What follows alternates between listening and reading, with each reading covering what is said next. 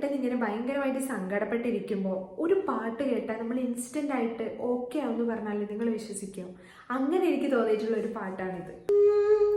ഒന്നും മിണ്ടാതെ നീ മുന്നിൽ നിൽക്കുമ്പോൾ, ആരും കാണാതെ നീ കണ്ണീർ വാർക്കുമ്പോൾ, എൻ്റെ മാത്രം മുത്തല്ലേ എന്ന് ചൊല്ലാൻ ഞാനാര്, മൗനമലരേ മഞ്ഞിൽ മായല്ലേ വാർമഴയിൽ നനയല്ലേ, ചുമ്മാ ചുമ്മാ ചുമ്മാ കരയാതടോ,